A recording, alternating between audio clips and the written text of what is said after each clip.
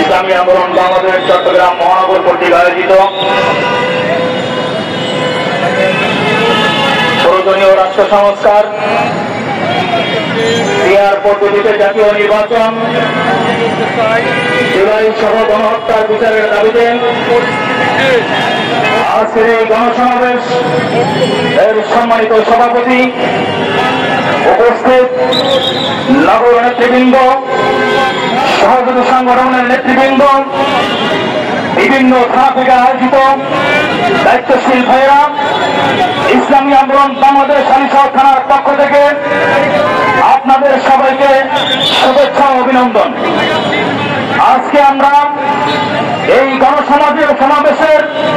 আয়োজন কেন করা হলো আপনারা ইতিপূর্বে ব্যানারের মাধ্যমে দেখতে পেরেছেন। বিশেষ করে আমাদের দাবি তিনটা: